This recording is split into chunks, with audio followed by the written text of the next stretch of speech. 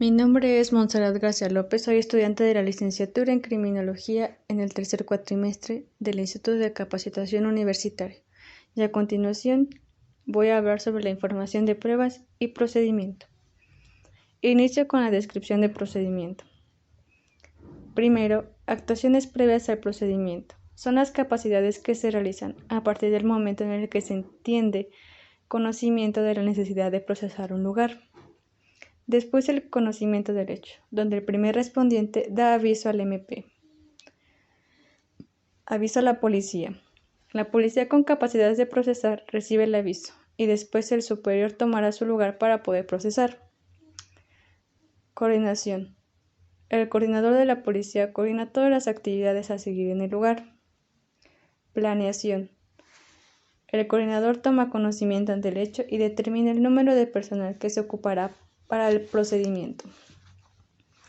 Traslado al lugar de intervención. Aquí, el coordinador y su equipo se trasladan para dar inicio al procedimiento. Evaluación inicial. Aquí se realiza una evaluación inicial para detectar algunos riesgos. Evaluación de acciones del primer respondiente.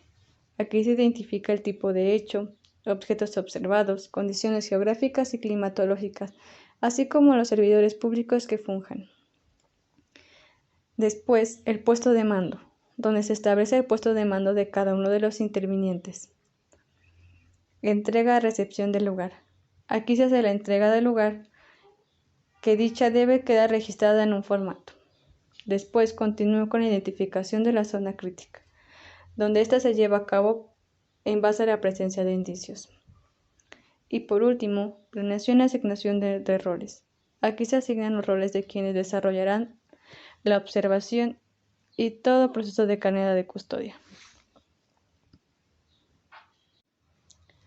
La etapa del procedimiento de indicios o evidencias, en la que se obtienen todos aquellos elementos materiales probatorios que pudieran proporcionar información relacionada directamente con el hecho delictivo. La recolección de indicios debe realizarse aplicando las técnicas adecuadas y utilizando los protocolos establecidos. Y todo funcionario público que proceda al levantamiento y embalaje deberá contar con la protección de guantes e instrumental adecuado. En esta fase es muy importante determinar el método más adecuado, de acuerdo a las características del indicio. El proceso es variable y depende del tipo de material, considerando si es líquido, sólido o biológico. Lo más importante en el levantamiento del indicio es su preservación, para posteriormente la identificación. El orden de la recolección será establecido por un especialista en la materia y se pondrá atención a los elementos o rastros más frágiles. Después serán documentados tanto la recolección como su embalaje, tomando en cuenta lugar, fecha y hora de su hallazgo, así como el levantamiento. Antes de iniciar el levantamiento, se deberá realizar el inventario o registro de cadena de custodia de todos y cada uno de los indicios o evidencias, con su descripción y estado en el que se encuentra. Todo instrumento usado para levantar un indicio debe lavarse antes y después para evitar contaminaciones cruzadas, o en su caso, emplear instrumentos desechables. Si al colectar un indicio este se daña, se deberá señalar tanto en el inventario como en el rótulo del embalaje. Para recoger un arma de fuego, él o la policía como primer respondiente debe usar guantes desechables y levantarla de las partes inusuales.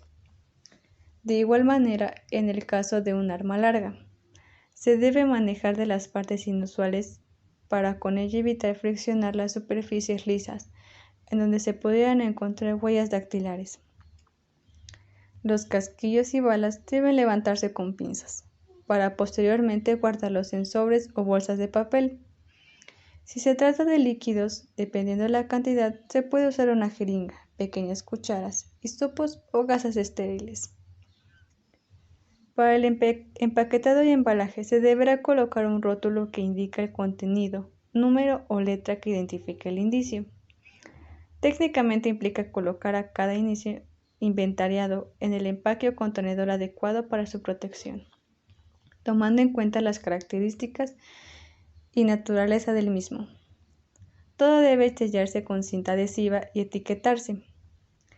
Previo a retirarse del lugar, él o la policía en su carácter de primer respondiente debe llevar a cabo un último recorrido en el sitio, a fin de asegurarse de que el proceso todos los indicios localizados y no dejó residuos o desechos remanentes como resultado de la intervención realizada. Detallar en el inventario o registro de cadena de custodia la forma en que se realizó la recolección, embalaje y rotulado de las evidencias, así como las medidas implementadas para garantizar la integridad de las mismas y las personas que intervinieron en dichas acciones, recabando la firma de cada una de ellas.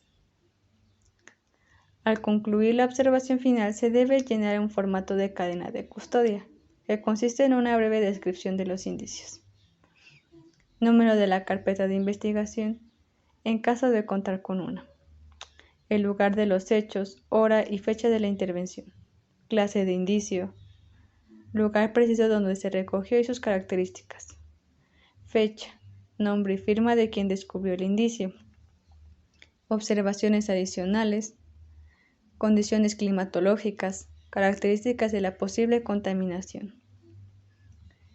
Este formato se entrega junto con los indicios y el reporte de las actividades realizadas. Los resultados de esta investigación están directamente relacionados con la precisión con la que él o la policía de primer respondiente llevó a cabo su labor. Continúo con las actividades posteriores al procesamiento. Primero, la verificación de las actividades del procedimiento. Se verifican y valoran las actuaciones de las personas que han participado en el procedimiento. Informe de las actividades. Se realiza un informe de las actividades de la Policía de Investigación. Integración de la documentación generada. Aquí se brinda orden y controla los documentos donde se agrupan registros y anexan indicios. Continúa con la entrega y recepción. Aquí se hace la entrega del lugar y elementos probatorios. Providencias para asegurar objetos. Aquí se llena el acta de inventario de los bienes. Después, la liberación del sitio. Que esto no puede ser necesario, pero de igual manera se hace constar. Y por último, el traslado. El traslado o transporte de los indicios o evidencias debe ser el adecuado, tomando en cuenta las naturalezas de este, las observaciones que se realizan sobre las mismas, las condiciones climatológicas, la temperatura, la presión, el movimiento, así como la duración del mismo, ya que puede producir la alteración o destrucción del indicio o evidencia. Al momento de realizar el traspaso de los custodios transportadores, se les deberá informar sobre las condiciones de preservación, almacenamiento y seguridad que requiere el indicio o evidencia. Una vez concluido el procedimiento del lugar sujeto a la investigación, se procederá a la entrega de los indicios o evidencias materiales al Ministerio Público, junto con el registro para la continuación de cadena de custodia. El registro de cadena de custodia deberá contener lo siguiente. Primero, datos de la averiguación previa o carpeta de investigación. Fecha y hora en el que se inicia el registro de cadena de custodia. Levantamiento. Descripción del indicio o evidencia. Datos de la diligencia que dan orden al registro de cadena de custodia. Nombre y firma de quien halló el indicio o evidencia, de quien la recolectó y de quien la embaló. Tipo de empaque. Nivel de seguridad, condiciones de manejo. Medios de fijación, ya sea fotografía, videos u otros. Fecha y hora de entrega. Fecha y hora de recepción. Nombre, firma y datos de quien recibe. Propósitos de entrega.